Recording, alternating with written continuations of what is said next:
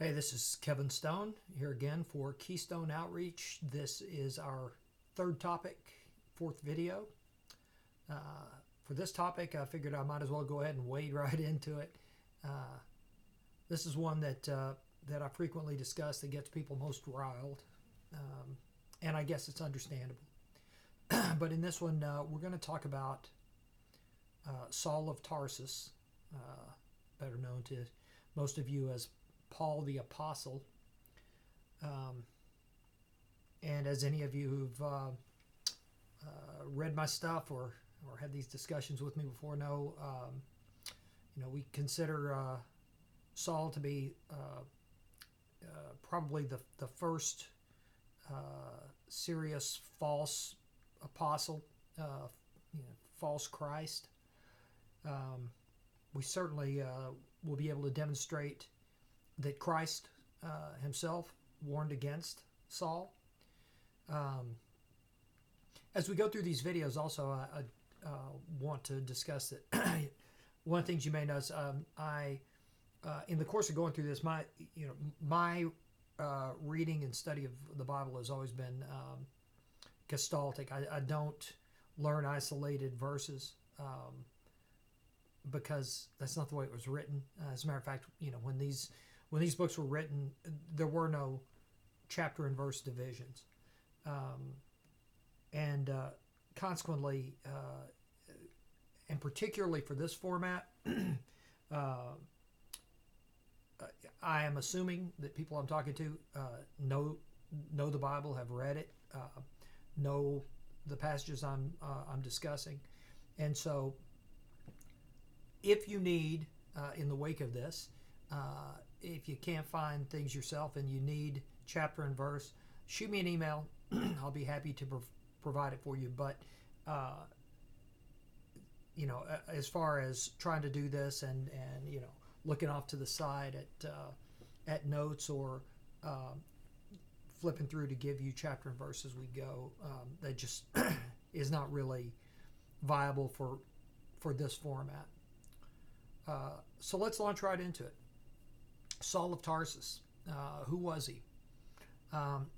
We know that he first comes to our attention as a persecutor of Christianity. He was in the employ of Rome, and he was a Christian hunter, sort of like kind of like the bad guy in Inglorious Bastards, the Jew hunter.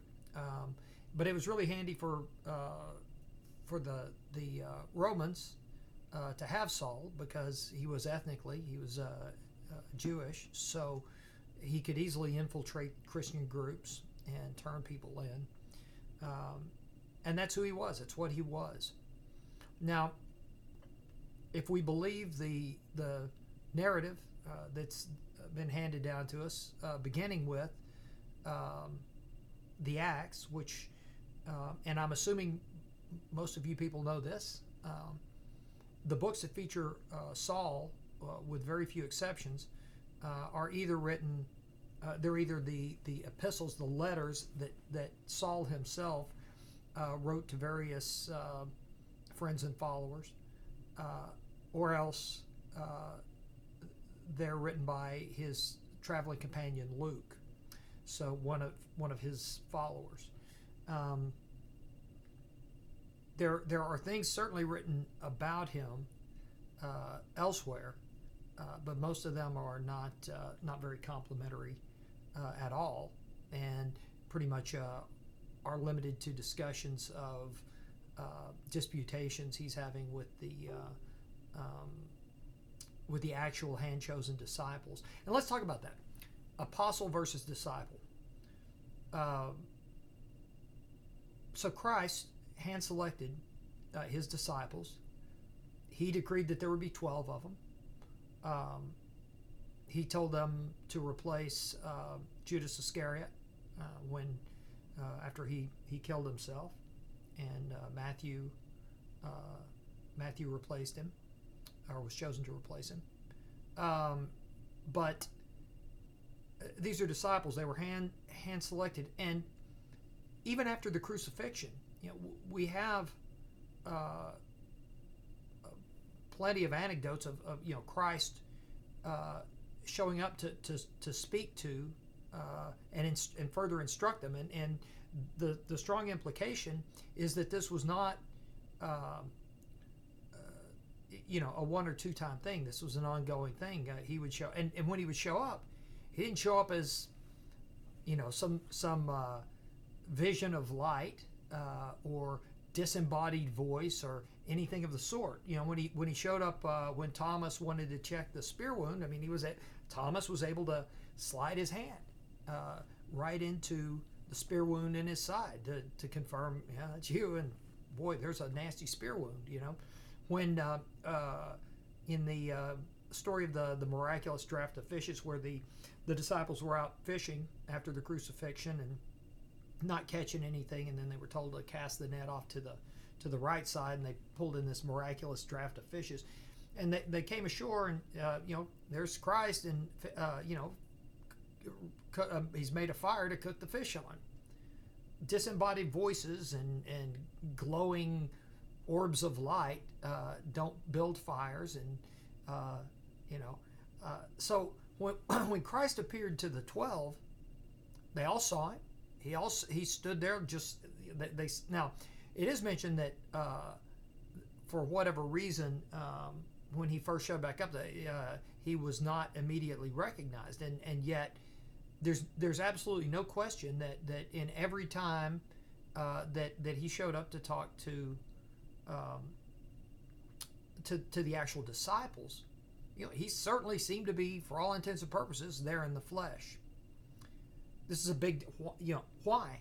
I guess we would ask, and it's a legitimate question. Why is it that when he appears to his hand chosen, he appears like a normal person in the flesh? Only to Saul of Tarsus does he appear,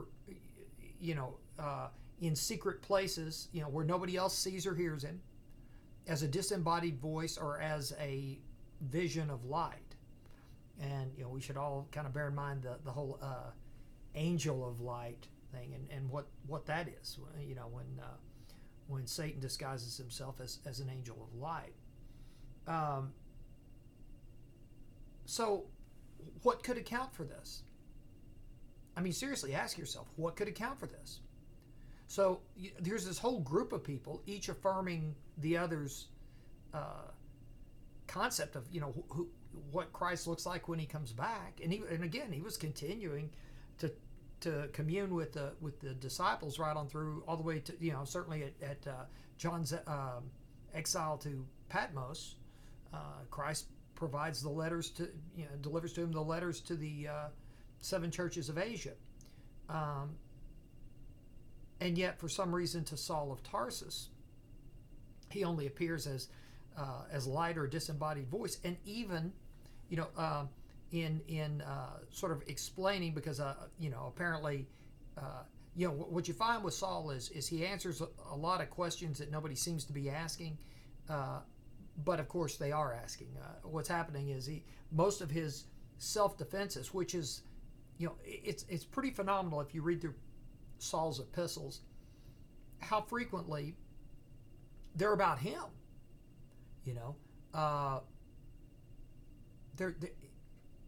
The only time he references Christ, and read through, don't take my word for it, the only time he references Christ is as a source for his own authority.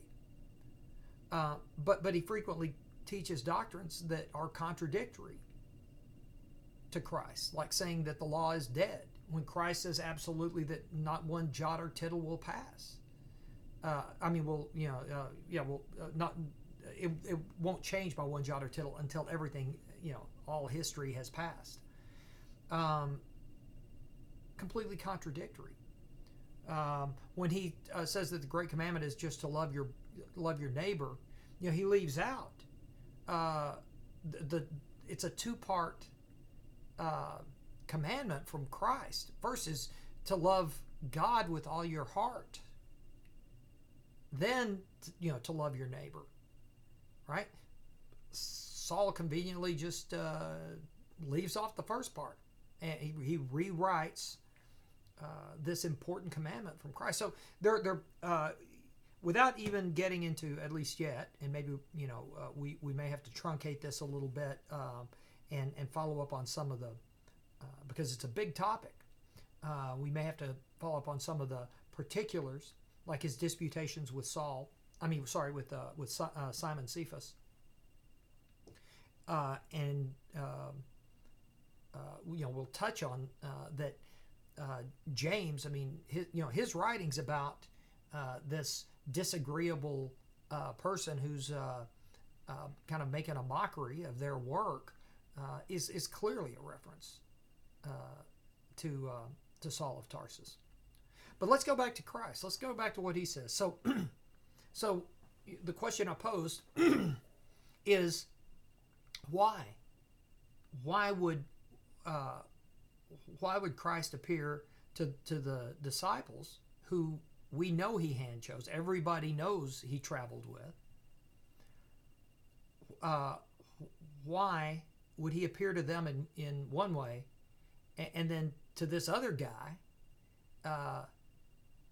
who none of them know, whose history is that of he's a persecutor of Christianity. Why, if he was going to make a believer, it's not like it would have made any less impression if he had just turned up there on the sands, being quite obviously Christ. And I believe there's indication that Saul had seen him preach while he was alive. And everybody knew he'd been crucified. So had he shown up in the flesh, probably would have had a bigger, if either of the events actually happened, it certainly seems that would have made a bigger impact than striking him blind and all that ridiculous drama. And also, in the wake of all that, the only person who affirmed his alleged apostleship was a pagan soothsayer, pagan priestess or whatever, that was following him around, announcing him until he got embarrassed and had to kind of shoo her away.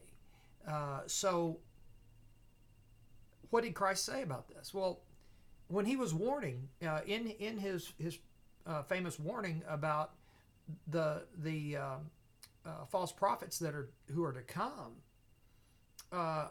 what's his specific admonition? So Saul supposedly met Christ out in the middle of nowhere, out in the wilderness, out in the desert, on the road to Damascus. In a vision that nobody else saw, that struck him blind, with voices nobody else heard. He says later, when he was asked, how exactly is it that you commune with Christ? And his response is strikingly odd. He says that whether in the flesh or whether it was in a dream or in reality, he doesn't know. Whether in the flesh or in the spirit, he doesn't know. So he won't even commit to, oh yeah, he shows up to me like he shows up to the disciples, or that, oh no, he doesn't come here in the flesh. He comes to me in visions. He wouldn't even commit to either one. Whether in the flesh or in the spirit, I know not. But the one thing that we do know is that nobody else was ever witness to Christ communing with Saul or vice versa. Now, so Christ's admonition, his warning against false prophets, what does he say?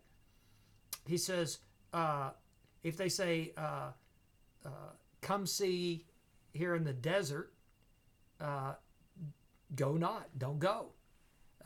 If somebody claims to have found me in the desert, don't go. If they say that they speak to me in a secret place, don't believe them.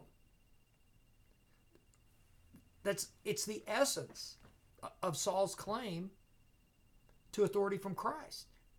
He met him in the desert. if he says, come see, he's here in the desert, don't go. Or in a secret place, whether in a dream or a vision, or I don't know. Maybe he's really here, maybe he's not. A secret place. Believe him not. This is the first place that Christ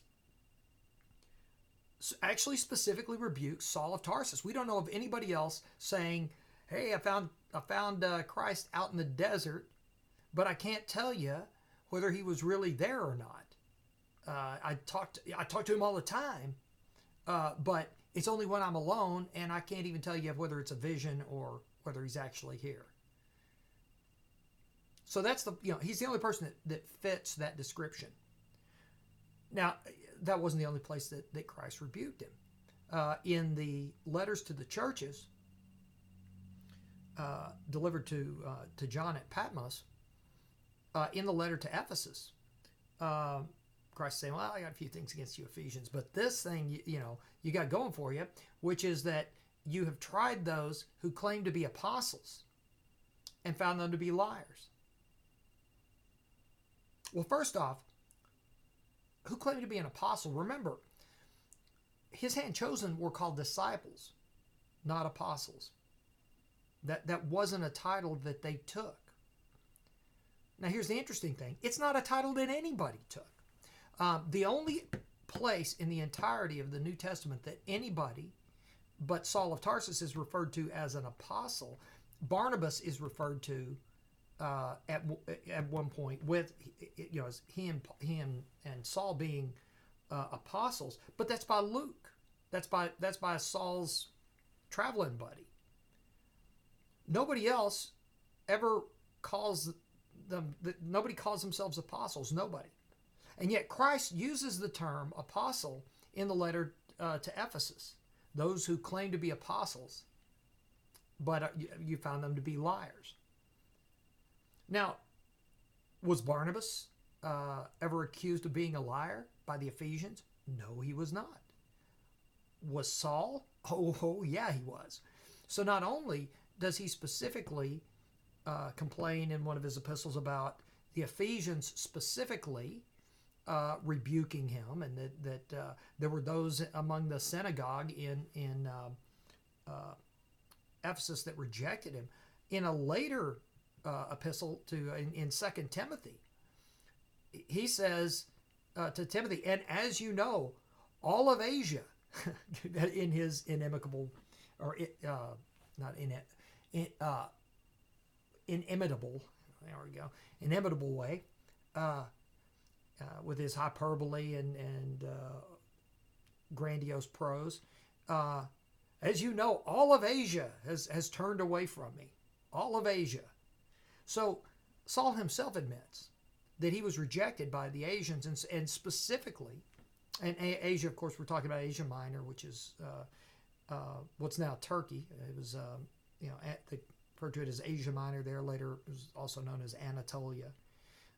But all of Asia has rejected me.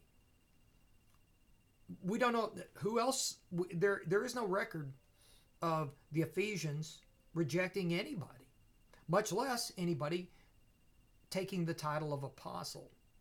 And this letter to John. Now we don't know anything really about Saul. We know that John was absolutely one of the hand-chosen 12. We know that John was referred to as the beloved disciple. So he was especially close to Christ. So we can count on what John has to say. And, I don't think Christ was running around tossing out information that was just random stuff. We have very few, especially after the crucifixion, we have very few specific words from Christ, and most of them are actually related to us by John. So in the few words that we have from Christ after the crucifixion, one thing he is warning us about is liars who have been discovered as such by the Ephesians, calling themselves apostles. Who else could it be? I ask you. other than Saul of Tarsus. So again, we have the in addition to the known disputes between Simon Cephas, who is Peter, but nobody there would have ever called him Peter because that's the Latin from Petrus for rock. When actually Christ called him, they spoke Greek and Aramaic, and so he was Simon, and Christ gave him the nickname Cephas, which they would have pronounced Cephas, but anyway. But he, and we know, God love him, that Cephas was prone to error, he's the one who, Christ said, "Oh, you'll deny me before 3 times before the cock crows," and he did, and he also had to reprimand him at the end of the book of John, where they're having their little fish fry on the beach there, and they're talking, and for whatever reason, Simon got jealous and says, "What about this guy?" Talking about John, who was Christ's favorite disciple, and he said he had told Simon to feed his sheep, feed his lambs, and he said, what is it to you if he should tarry until I return? You follow me. So he had to reprimand him again for being all worried about what was going to happen with somebody else instead of taking care of being a proper follower, which he had a tendency to occasionally not do. He was also the guy that got all worked up and whacked off a Roman's ear when they came to arrest Christ, and Christ had to heal the ear. So he was known for going off half-cocked, and he was of the disciples, he was the one who brought Saul in and said, "I think this guy's okay." And then first thing you know, there's this huge dispute between him and Saul over after Simon had the vision about, when he was ministering to the Gentiles, and he had the vision of all the food being, the unclean food being okay to eat, and then that caused a whole huge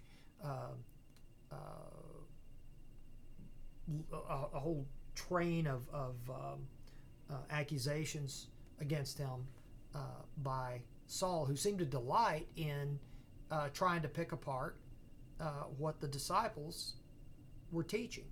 So James goes on. Most of his epistle is talking about this specific unnamed irritant, I guess, who's teaching a false doctrine. Is Saul's doctrine false? Absolutely. And yet the all of the apostolic churches are based on it almost exclusively. If you read the writings of Saul, you wonder why there was ever even a Christ. And even he even talks about how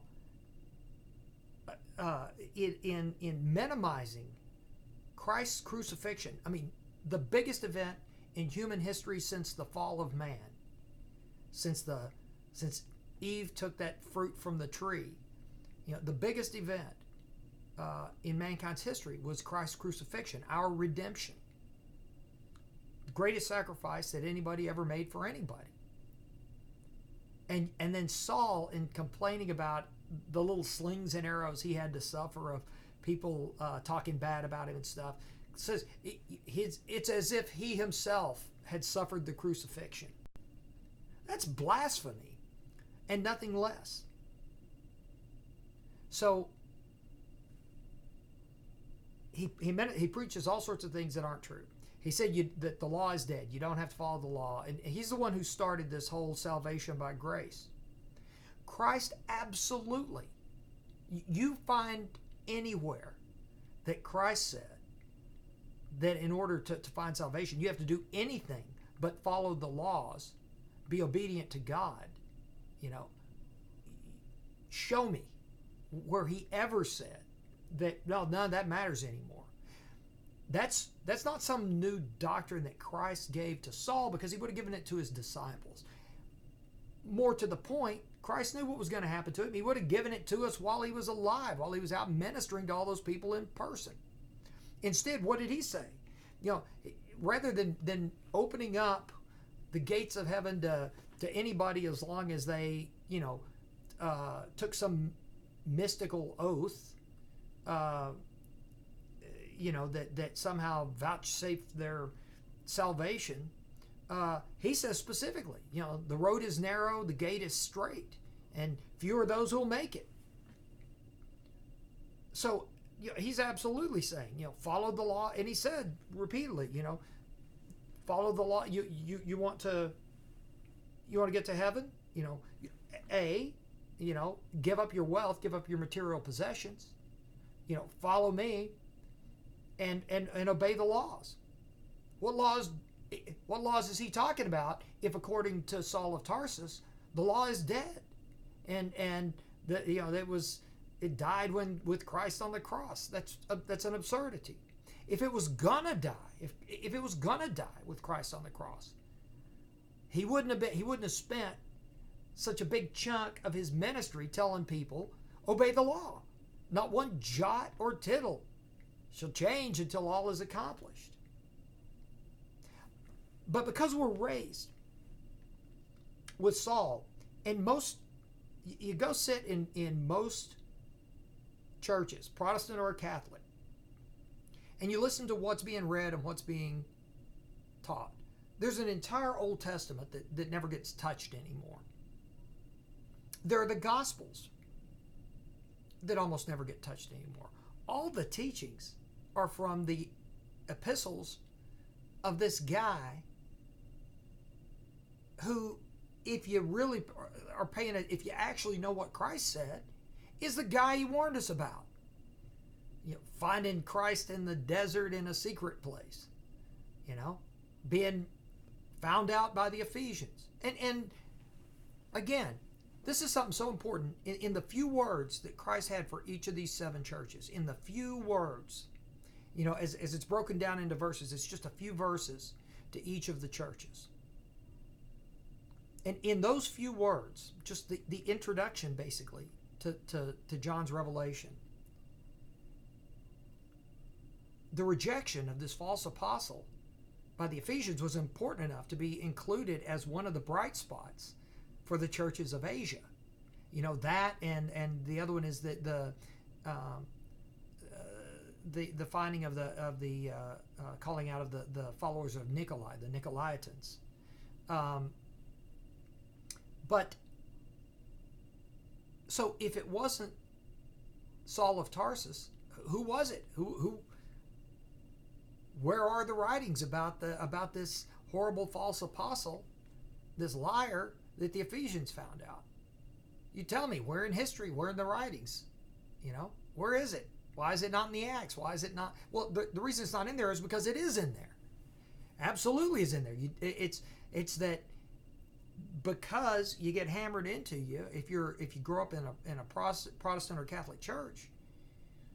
Again, you'd think that just the way that Islam makes Muhammad what the faith is all about, and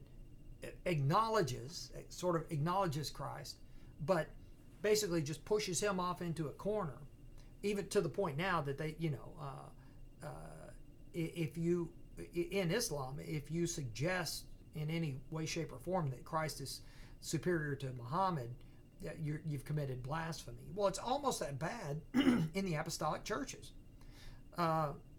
Saul's revision of Christ's actual teachings from the Gospels is considered the truth, and without any witnesses other than Saul himself, we're supposed to believe that Christ rewrote his own message mystically through this Christian hunter, this servant of Rome, who just magically had a change of heart, and so It's an absurdity. Who would and it would be one thing if all the disciples who he'd hand chosen and who he came to see in person, it'd be one thing. If something had happened to them and they were all dead or in prison or whatever else, and somebody else needed to carry on, the way that when the when prophecy failed in Israel, that God created a prophet in Persia, Zoroaster, to sort of carry on in the interim. If it was something like that, to where the disciples had ceased to be, their tongues had been cut out or whatever, that'd be one thing. But the disciples were there and he's arguing with them. All right. So the thing is, I know this is hard for you because you were raised with the idea that Saul of Tarsus is the most important person in the New Testament, right? And while I will grant that most of you would say, at least, well, no, Christ is more important. Is he? Because where Saul disputes the documented teachings of Christ, whose interpretation do you accept? Do you accept Matthew's accurate recording of what Christ actually taught while he was in the flesh?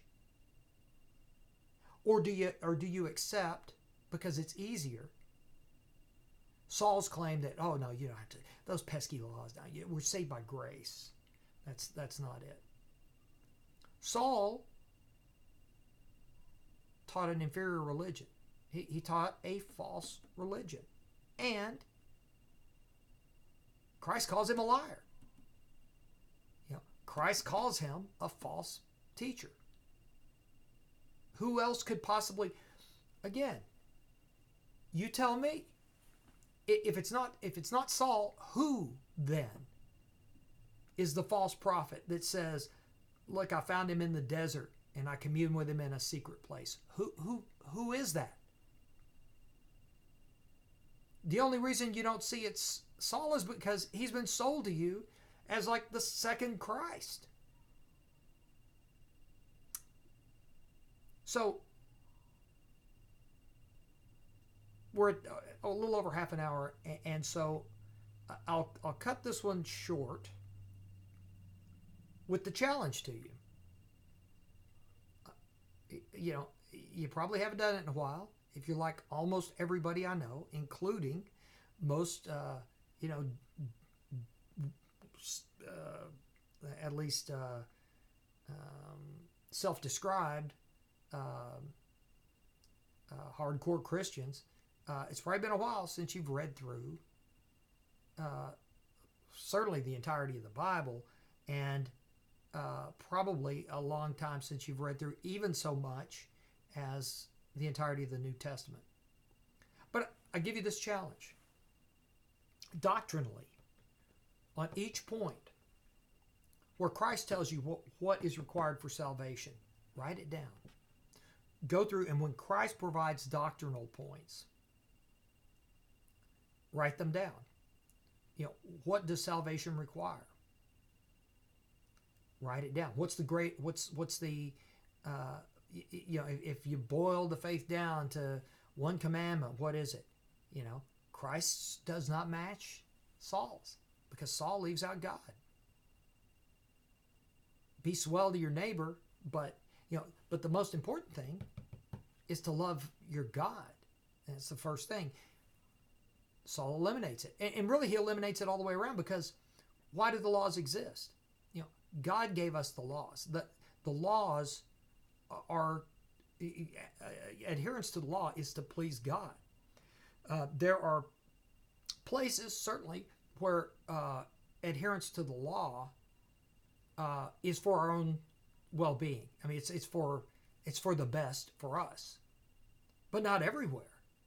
There are things that have nothing to do with our own well-being that are specifically to please God. The laws are for God. And Saul of Tarsus cuts out God. Why? He may have seen he may have seen a light, and he may have heard a voice. But if he did, it was that old serpent disguising himself as an angel of light. Where do you think that comes from? Why are we told? Why is that? Where else? Where else in the Bible are we given an example?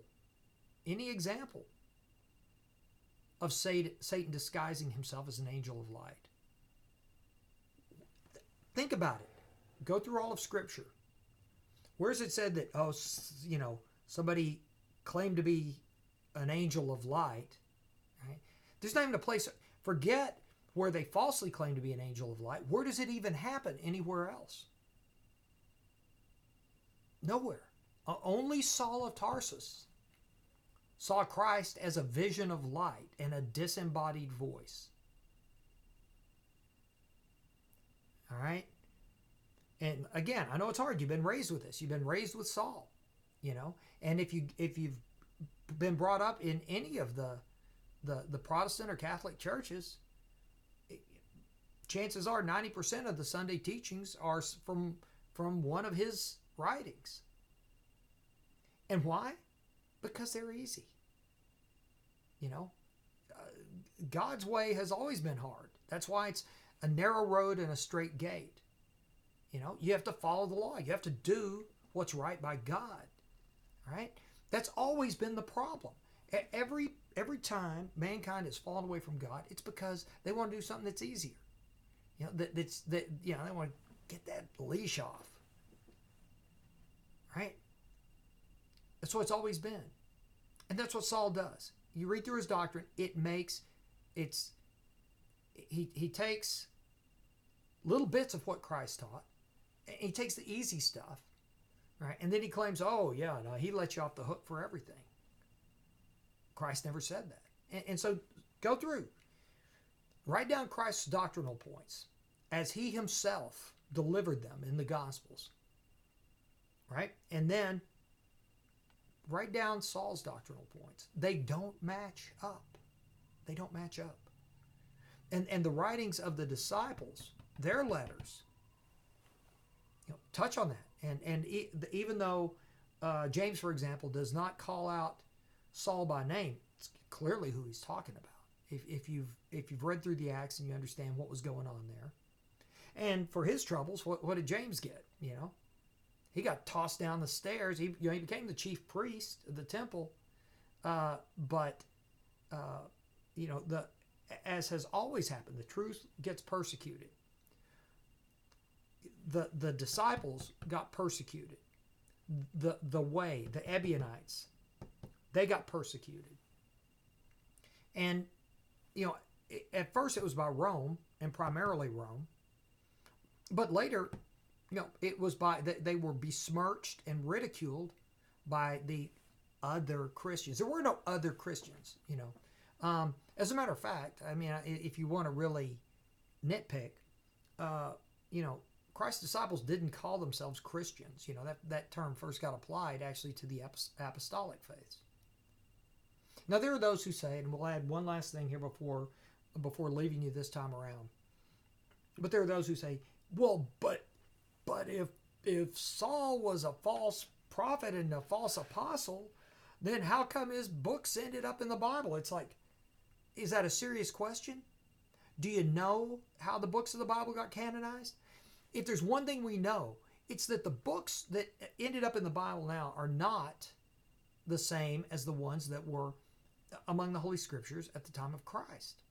Now, Christ never told us that the temple scrolls had false teachings. As a matter of fact, we know there are multiple occasions where Christ specifically cited a piece of Scripture that doesn't exist in the Old Testament now.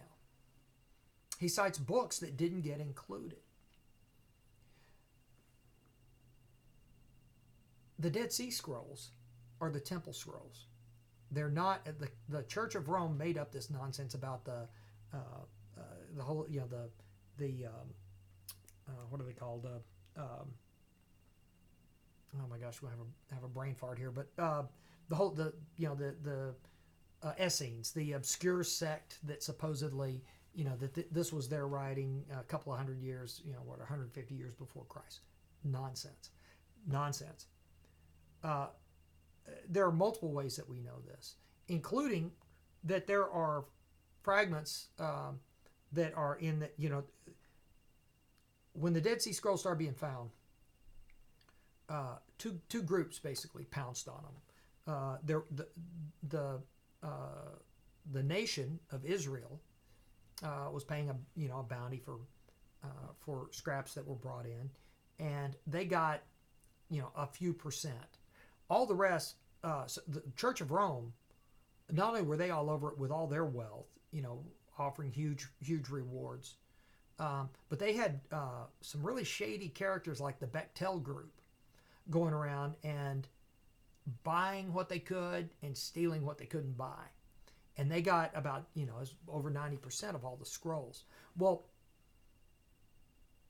all of the fragments that were collected by Israel, it took a little over a decade for them to fully catalog and release everything that they had. By the time they'd done that, the Church of Rome had only released a couple of percent. Most of what the Church of Rome has from the Dead Sea Scrolls, they're still sitting on. Why? Because that all these other books were in the temple scrolls casts them in a bad light, because if their canonization process through the centuries has excluded stuff that was in the temples, that was accepted as part of the temple scrolls, why would you trust that they know anything, right? But the way that we know that it was is because among the fragments that were translated and released by the Israelites are these fragments of was struggle of the sons of light against the brothers of darkness, or something like that. It's describing the contention of the bifurcated early church quite clearly. It's talking. It's discussing the hostility, or it's told from the point of view of the Ebionites that there's this whole huge following for this false prophet, and that they're denigrating and persecuting them. Now we know for a fact, the Ebionites were the first ones. They were persecuted pretty much out of existence, at least in the Holy Land. They were the first to have to flee, and they got chased out and had to disperse to Europe and the British Isles and Iberian Peninsula, and it was but it was the Apostolic Church that then hung around. But anyway, there couldn't very well have been writings about the persecution of the Ebionites 150 years before Christ. We also know that the amphorae that these were found in, the clay vessels that they were in, are not consistent with first millennium clay vessels, amphorae of the region. They weren't, when they were found, they weren't nearly 2,000-year-old vessels. Quite to the contrary, they were consistent with the amphorae used at the time of the Templar occupation of Jerusalem. And so it's pretty well known that the Templars, when they went and retook Jerusalem, undertook massive excavations at the old site of the temple, and they found stuff there, and they held leverage for over a century against the Church of Rome, predicated on what they found. Well, what did they find? Well, the temple scrolls. They were hidden in catacombs for protection during the Judean revolts, and when unexpectedly, for those who hid the scrolls, the Jews didn't think they were going to be defeated by Rome. They thought God was with them. Well, God was with the Christians, who they had hounded out of Judea, and so they didn't expect to be crushed by the Romans, and so they had to hide the temple scrolls. Well, so there they remained until they were excavated by the Templars, who then they then lost they lost Jerusalem back to the Muslims, who came back and reconquered it. And then they spent decades fighting a guerrilla war from the caves around the Dead Sea, waiting for what they thought they were going to get help, get reinforcements from the Church of Rome. They were promised reinforcements that never came. So they held out there as long as they could, and ultimately it was known, though, that their last holdout was in the caves around the Dead Sea. So the Templars are there. Their treasure is there. They dared not try to move something as precious as the ancient temple scrolls through hostile territory to try to get it back to Europe. So what did they do? They had to hide them, and they hid them in amphorae that were consistent with 12th century Middle East. So, long story short, that the epistles of Paul are canonized into the Bible, right? I mean, how many times did it change? The last time it was reordered and books taken out and books put back in was only a few hundred years ago, 1600s. They've been changing up the canon since it was first canonized. And right now, the Catholic Church has one set of books, the Protestants have another one, Eastern Orthodox have another one. You go to different churches, they all have different sets of books. The one thing they have in common is the writings of Paul, but why? Because they're all descendants of the apostolic churches, which are the Pauline churches. So of course he's prominently featured. Of course he's half of the New Testament. Christ gets 4 books plus mention in the Revelation, and almost all of the rest, is Saul of Tarsus. So why is it in the Bible? Well, because you've got a brain. God gave you one, and part of the this life is a test, right? Life is a test, and we've got to muddle our way through it, and we've got to figure out what's what and what's right and what's wrong.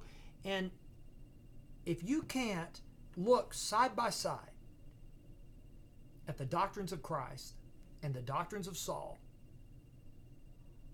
and see that one is diametrically opposed to the other, or at least absolutely inconsistent with the other, then you fail the test. And people will say, oh, well, who's got the time to go through and read all that? If you believe there's a God, and you believe that the Bible is true, and you believe Christ is your salvation, what is more important? What else is there? I don't have the time, Well, take every Monday night football game and instead read a book of the Bible or something, But what's more important? So if you haven't done it, sit down. Doctrine of Christ, doctrine of Saul. And if you don't go through and do that and come to the same conclusion that a lot of us have, and I'm not alone. I'm not some lone voice crying in the wilderness.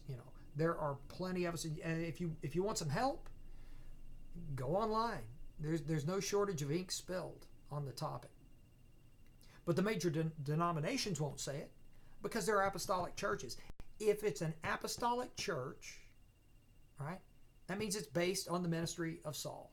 That's what it means. That's what an apostolic church is. And the reason it has to be called an apostolic church instead of the church is because there was a schism early on. There was the apostolic churches, and then they all split. And then there was Christ's disciples and the Ebionite followers. So you don't have anything better to do. You don't. And I wouldn't even try to venture a guess how many times, I'm as busy as anybody. And I wouldn't be able to venture a guess as to how many times I've read every book of the Bible.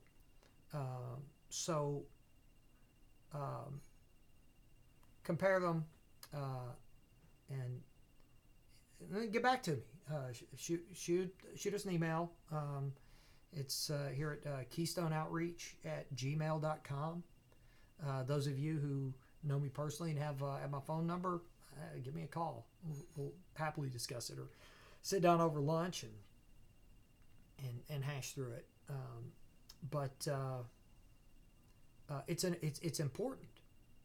It's critically important, and it's why, when I was a kid, this is it, and I'll wrap it up. When I was a kid, and I read about the elect versus like sort of the rabble, right? 144,000, 12,000 of each of the 12 tribes of Israel, and I thought, my gosh, there've been, by the time all is said and done, there will have been 9 or 10 billion people on the face of the earth, maybe more, depending on how long it goes, because we're increasing exponentially. But billions of people, and the ones that get it are 144,000. Now, that's not everybody who's saved, but it's the people who've got it right enough to not be subject to the second death. It's a tiny, tiny number. And then how do you reconcile the road being narrow and the gate being straight, and few will make the passage? How do you reconcile that, which Christ himself said? How do you reconcile that with the concept that anybody who just espouses their belief in Christ, or however it is that it's mystically put in any of these faiths, that's it, you're done, grace, self, look, there are very few of us, two or something, three, that are substantially without sin. Well, one we know for sure. There are a couple others who haven't had to die yet. So for any of us, we've all sinned. So the fact that we're not condemned to death for the sins that we've committed already, there's your grace. But the idea that you don't have to even know what it is you believe, just say, oh yeah, I believe Christ died for us, and that's it. Who would believe that that's enough? What, other than the nonsense from Saul of Tarsus, whatever in the Bible ever gave you that idea? Certainly nothing that happened to anybody in the Old Testament, where people Moses, as great of a figure as he was, he didn't get to see the promised land. Why? Because he got mad and smashed the actually he didn't, it wasn't for smashing the Ten Commandments. He did that, but he got mad and smacked the rock of Jacob when he got angry at the Israelites, and for that he didn't get to see the promised land. After all he'd been through and everything, he didn't get to see the promised land. God holds us accountable for what we do. So this doctrine that just believe whatever that means. It's like a mantra or something. Recite it. Get a little water sprinkled on your forehead and get anointed by a priest, and eat the cracker and take a sip of wine, and you're good. Nonsense. Again, read what Christ said. Go your way and sin no more. And sin no more. Every time anybody asks, go your way and sin no more. And that's absolutely not what Saul of Tarsus tells us. And it's not what's taught. That sin is unacceptable, and you're going to be held accountable for it. The grace that we have is that the best among us, if it weren't for grace, Moses wouldn't be good enough. David wouldn't be good enough. The disciples themselves, certainly Simon Cephas, who denied Christ and whacked the guy's ear off with a sword, and there's some grace, but it's not what Saul of Tarsus tells you. All right, that's it. I promised at about 30 minutes I would cut it short, and here we are at almost an hour. If you got questions, Keystone Outreach at gmail.com, and we'll go from there. Also, if you're on the Flogging the Devil with His Own Whip site where I'm posting these, feel free, if you want to post something on there, questions or comments, do that. Alrighty, we'll see you next time.